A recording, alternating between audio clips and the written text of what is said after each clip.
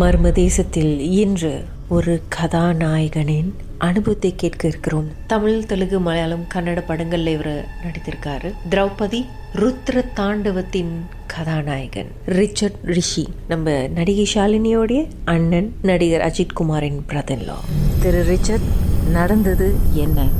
I think this was in 2009 நினைக்கிறேன். எனக்கு ஊட்டியில் ஷூட்டு. ஸோ சென்னையிலேருந்து ஃப்ளைட் பிடிச்சி, ஒரு நாள் ஷூட் தான். ஸோ சென்னையிலேருந்து ஃப்ளைட் பிடிச்சி கோயம்புத்தூரில் லேண்ட் ஆகிட்டேன். யூஸ்வலாக எந்த ஊருக்கு போனாலும் நான் என்னோடய அசிஸ்டன்ஸை மேக் பண்ணி கூப்பிட்டு போவேன். பட் அன்றைக்கி ஒரே ஒரு நாள் ஷூட்டுன்றதுனால ஒரு அசிஸ்டண்ட்டை மட்டும் பஸ்ஸில் வர சொல்லிட்டு நான் வந்து போயிட்டேன். ஸோ அதுக்கு முன்னாடி நாள் நான் வந்து லேண்ட் ஆகிட்டேன். லேண்ட் ஆனப்போ கோயம்புத்தூர் வந்து அந்த டைமில் வந்து ஸ்மால் ஏர்போர்ட்டுன்றதுனால பஸ் சர்வீஸ்லாம் கிடையாது. ஃப்ளைட்டு டு ஏரோட்ராமுக்கு நடந்து போவோம். அப்படி நடந்து போயிட்டு இருக்கும்போது இன்னொரு ஃப்ளைட்டு ஆப்போசிட்டில் கும்பலாக வந்துட்டு இருந்தாங்க. அதில் என்னோடய ஃப்ரெண்டு ஒருத்தவங்களை பார்த்தேன். அவங்க பேர் வந்து நான்சி. அவங்க வந்து பெங்களூர்லேருந்து வந்த ஃப்ளைட் அது. ஸோ ஏதாச்சும் பார்க்கும்போது எனக்கு நான்சி நல்லா தெரியும். She's a Bangalore friend of mine. ஏய் நான்சி, எங்கே அப்படின்னு கேட்டேன். பர்ச்சேஸ்க்காக வந்தேன். So I landed here. வேறு யூன்னு கேட்டதுக்கு நான் ஷூட்டுக்கு வந்தேன்னு சொன்னேன்.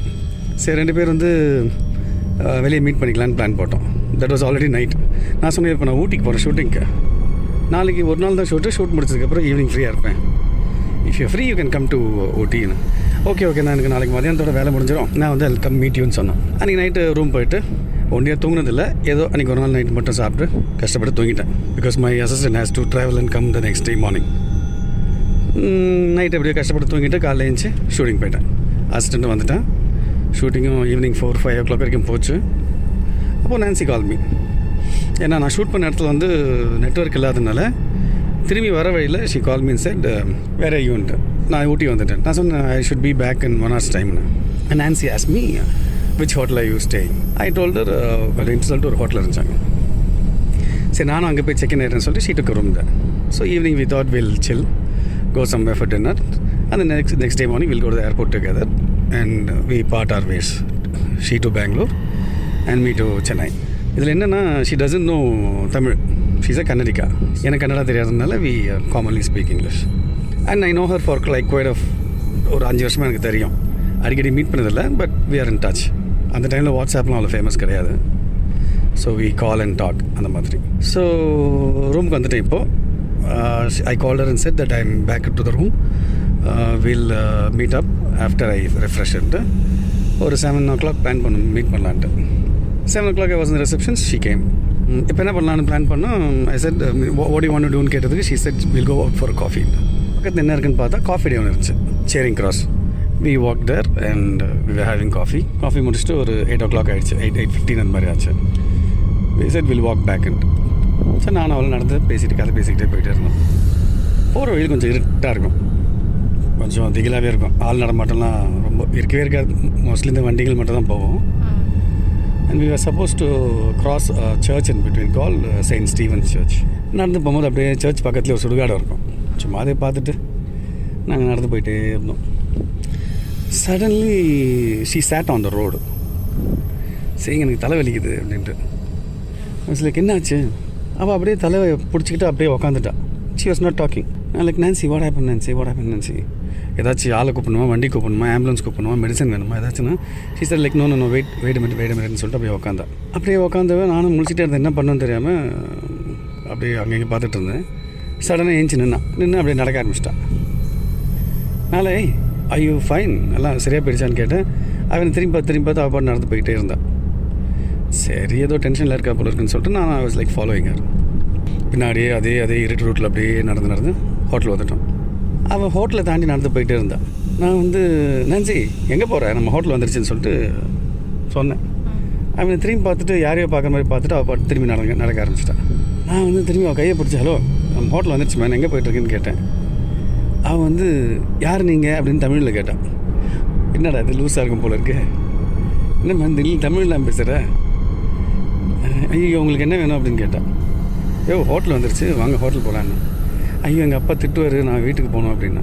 நான் சொன்னேன், hello I very well know that she doesn't have a father, only she has a மாம்.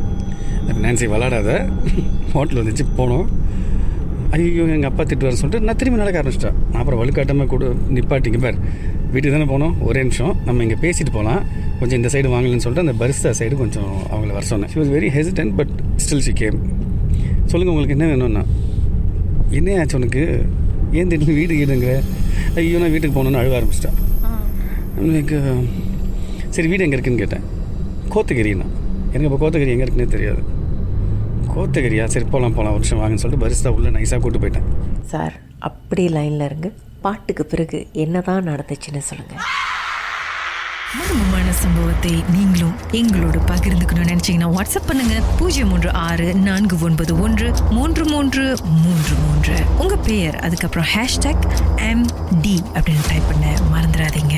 மர்ம தேசத்தில் இடம்பெற்ற கதைகளை மீண்டும் கேட்கணும் அப்படின்னு நினைச்சீங்கன்னா ஷாக் என்ற ஆப்லயும் இருக்குங்க. SYOK லாங்குவேஜ் செட்டிங் தமிழ்னு செட் பண்ணுங்க.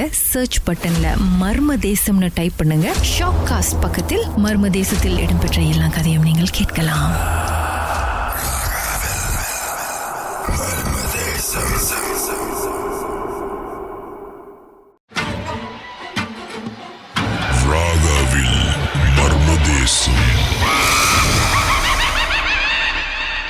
மர்மதேசத்தில் இன்று கதாநாயகன் நடிகர் ரிச்சர்ட் ரிஷியோடைய அமானுஷமான மர்மமான அனுபவத்தை கேட்டுட்ருக்கோம்.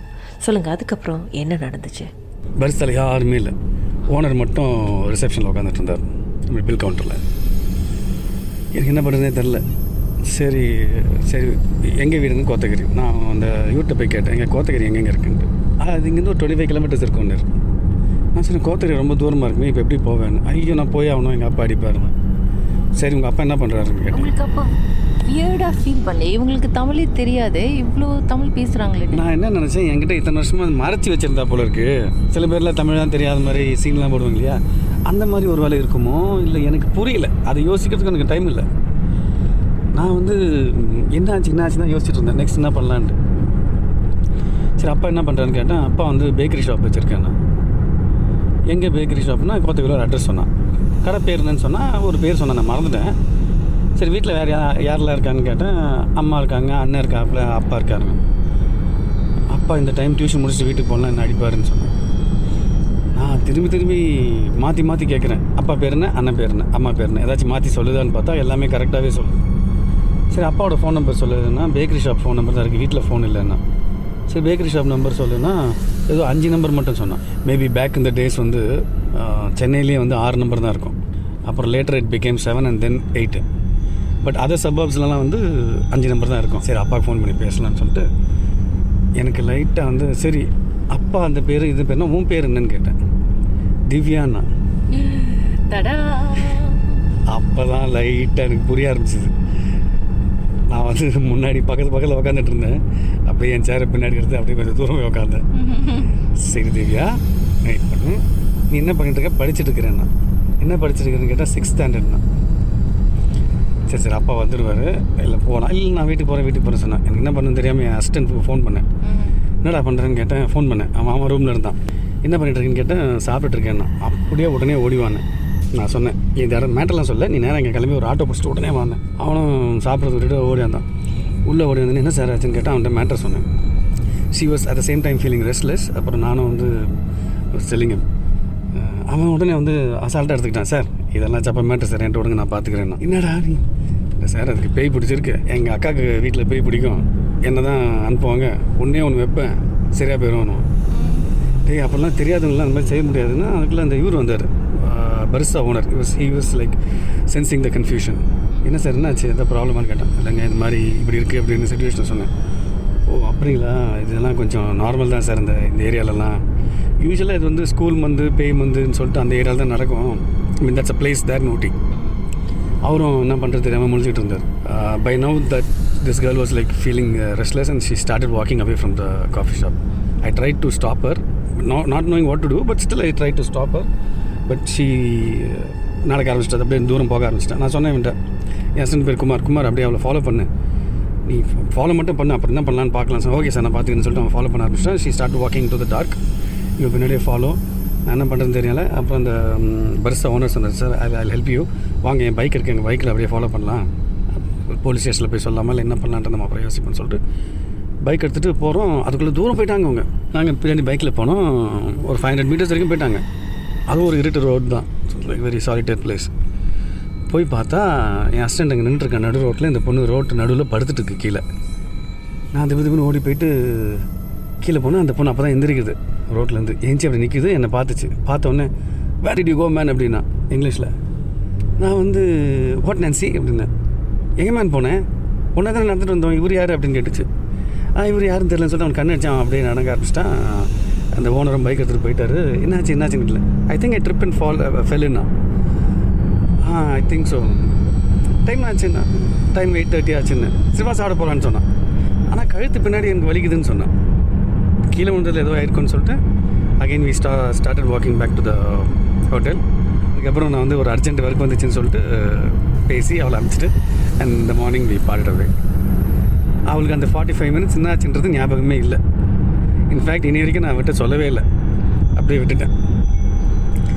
So this is what happen. So some supernatural பவரான்னு சொல்கிறதா, இல்லை எங்கேயோ பாஸ் ஆன கோஸ்ட்டு நடுவில் பூந்துச்சுன்னு சொல்கிறதா, இன்னி வரைக்குமே அது வந்து ஒரு கொஷின் மார்க்காகவே இருக்குது. அண்ட் வாட் ஹேப்பன் ஆஃப்டர் இயர்ன்றது அந்த பையன் அப்புறம் என்கிட்ட வேலை செய்யலை. அப்படி நம்ம கிராஷ்காக வந்திருந்தான். அப்புறம் 1 இயர் கழித்து வேற ஒரு படத்துக்கு திரும்பி வந்தான் அதே பையன் என்கிட்ட ஒர்க் பண்ணுறதுக்கு. அப்போ சார் என்ன ஞாபகம் இருக்கான்னா யாரான்னு கேட்டேன். அதான் சார் குமார் நம்ம ஊட்டியில் அதுன்னு சொன்னேன். ஆமாம் உங்களுக்கு சொன்ன ஒரு மேட்ரு ஒன்று சொல்ல மறந்துட்டேன். என்னன்னு கேட்டேன். அன்றைக்கி அது அந்த சம்பவம் நடந்துச்சு இல்லைங்களா? ஆமாம். அந்த பொண்ணு நடந்து போனான். அந்த பொண்ணு கழுத்துலேயே பின்னாடி ஒன்று வச்சேன். அவள் கீழே விழுந்துட்டா. அந்த வச்சதில் பேய் நான் சொன்னேன்ல உங்களுக்கு எங்கள் அக்கா கூட இந்த மாதிரி நடக்கும். ஸோ அந்த பேய் போயிடுச்சு. இதே நான் அன்றைக்கி சொல்லுங்க. இல்லை நீங்கள் சொன்னால் நீங்கள் திட்டுவீங்களேன்னு சொல்லிட்டு நான் சார் இப்போ அந்த மேடம் எப்படி சார் இருக்காங்கன்னு கேட்டால் நல்லா இருக்காங்கடான்னு. So this is the episode. சரி, நடுவில் வந்த அந்த திவ்யா யாரு தடா? அதாங்க இது வரைக்கும் வேண்டிக்கிட்டேன். அந்த திவ்யா திரும்பி என்னோடய லைனில் கிராஸே ஆகக்கூடாதுன்ட்டு. அதுக்கப்புறம் இது மாதிரி எதுவும் நடக்கலை. வாழ்க்கையிலும் மர்மமான சம்பவம் நடந்திருக்கா? அதை எங்களோட ஷேர் பண்ணணும்னு நினச்சிங்கன்னா வாட்ஸ்அப் பண்ணுங்கள் 016-493-3333. உங்கள் பெயர் அதுக்கப்புறம் #MD அப்படின்னு டைப் பண்ண மறந்துடாதீங்க. மர்ம தேசத்தில் இடம்பெற்ற கதைகளை மீண்டும் கேட்கணும் அப்படின்னு நினச்சிங்கன்னா ஷாக் என்ற ஆப்லையும் இருக்குங்க. SYOK லாங்குவேஜ் செட்டிங் தமிழ்னு செட் பண்ணுங்க. சர்ச் பட்டன்ல மர்ம தேசம்னு டைப் பண்ணுங்க. ஷாக் காஸ்ட் பக்கத்தில் மர்ம தேசத்தில் இடம்பெற்ற எல்லா கதையும் நீங்கள் கேட்கலாம்.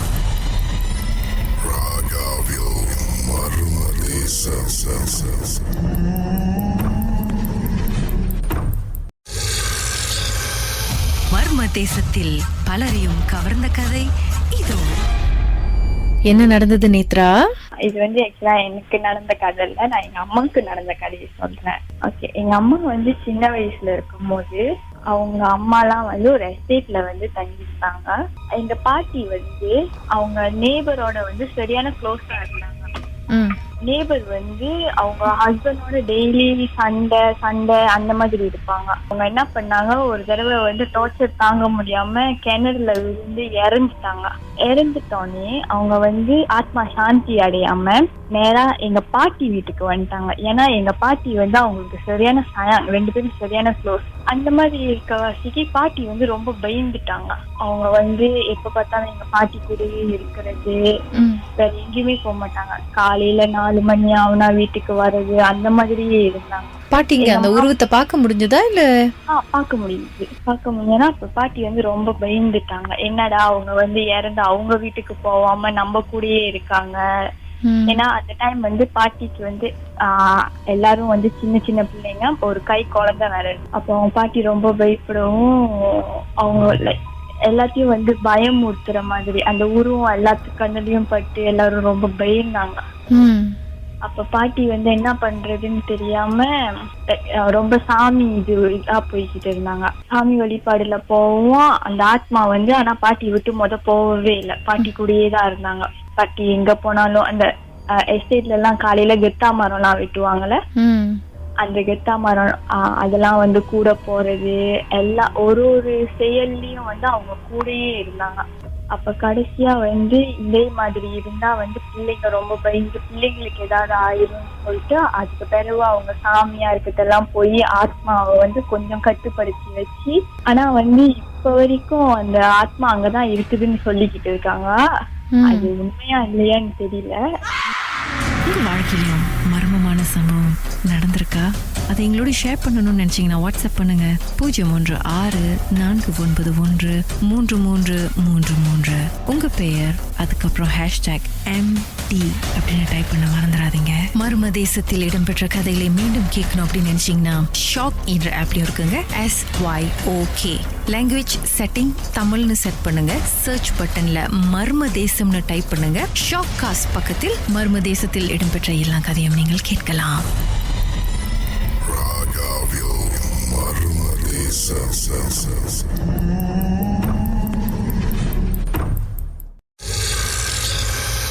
மர்ம தேசத்தில் பலரையும் கவர்ந்த கதை இதோ.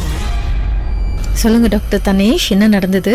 years back when I was doing my foundation படிச்சிட்டு இருக்கும்போது நான் என் டாக்டர் கூட நைட் ஒன் கால் ஃபாலோ பண்ணுவோம் ஹாஸ்பிட்டலுக்கு. ஸோ அப்போ ஒரு நைட் கால் ஹாஸ்பிட்டல் மோச்சரிக்கு போகும்போது டாக்டர் சொன்னாரு, யார்ட்டையும் பேசாத, ஒரு வேலையை மட்டும் பாருன்னு சொன்னாரு. சரி ஓகே பாத்துக்கும்போது நான் ஒரு மினுக்கு ஒரு காட்டன் பார்த்தேன் மோச்சரி போனோம். நான் சிரிச்சேன் அவர்கிட்ட, அவர் பார்த்து சிரிச்சேன், நானும் பார்த்து சிரிச்சேன். ஸோ டாக்டர் கிட்ட ஏன் சிரிச்சேன்னு இல்ல சும்மான்னு சொன்னேன். அப்புறம் நான் மோச்சில ரிப்போர்ட் இருக்கும்போது டாக்டர் சொன்னாரு, ரிப்போர்ட் பார்த்துட்டு நான் மேல போயிட்டு வரேன், கொஞ்சம் ரிப்போர்ட் பார்த்துட்டு வரேன்னு சொன்னாரு. தென் அந்த கார்டனுக்கு வந்து எனக்கு காஃபி கொடுத்தாரு, குடியான்னு பேசிட்டு காஃபி குடிச்சேன். ஒரு ஹாஃப் அன் அவர்கிட்ட பேசிட்டு இருந்தேன். தென் ஆஃப்டர் ஃபியூ 1 hour எங்க டாக்டர் வந்தாரு. வந்துட்டு கேட்டாரு, where you get the coffee? நான் சொன்னேன் அந்த கார்டன் கொடுத்தாருன்னு. அப்புறம் அந்த கார்ட் செட்டு போய் 3 வருஷம் ஆச்சுன்னு சொன்னாரு. அப்போ நான் மயக்கம் போட வந்தது. ஆஃப்டர் 2 weeks நான் காய்ச்சல வெளியே இருந்தேன். That was எனக்கு இப்ப கேட்டா அப்படி நடுங்குது. ஓகே, இந்த காஃபி எப்படி இருந்தது? ஆனா காஃபி சூப்பரா இருந்துச்சு. ப்ரூ காஃபி போட்டு கொடுத்தாரு. உங்களுக்கு இதுக்கு பின்னாடி ஏதாவது ஒரு எக்ஸ்பிளனேஷன் தெரிஞ்சதா, ஃபீல் பண்ணதா? இல்ல மேபி இப்போ அந்த கார்டுக்கு சுட்டு போயிட்டாரு. இது அவர் இந்த இருக்க யாரும் கச்சா பண்ணது இல்ல, அங்க டியூட்டி இருப்பாரு. But I don't know why எனக்கு காஃபி, அதாவது எனக்கு ப்ரூ காஃபி மை ஃபேவரட். அது ப்ரூ காஃபி கொடுத்தாரு. என்ன சொல்றது எனக்கு தெரியல. I was shocked and இப்போ நினைச்சா அப்படி நடுங்குது. அதுக்கப்புறம் அதே கூட ஃபாலோ பண்றதே இல்ல. அதுக்கப்புறம் அந்த மோச்சரிக்கு நீங்க போல கையெழுத்து கும்பிடு. உங்க வாழ்க்கையிலும் மர்மமான சம்பவம் நடந்திருக்கா? அதை எங்களோட ஷேர் பண்ணணும்னு நினைச்சீங்கன்னா வாட்ஸ்அப் பண்ணுங்க 016-493-3333. உங்க பெயர் அதுக்கப்புறம் #MD அப்படின்னு டைப் பண்ண மறந்துடாதீங்க. மர்ம தேசத்தில் இடம்பெற்ற கதைகளை மீண்டும் கேட்கணும் அப்படின்னு நினைச்சீங்கன்னா ஷாக் என்ற ஆப்லயும் இருக்குங்க. SYOK லாங்குவேஜ் செட்டிங் தமிழ்னு செட் பண்ணுங்க. சர்ச் பட்டன்ல மர்ம தேசம்னு டைப் பண்ணுங்க. ஷாக் காஸ்ட் பக்கத்தில் மர்ம தேசத்தில் இடம்பெற்ற எல்லா கதையும் நீங்கள் கேட்கலாம். Murmur Desam.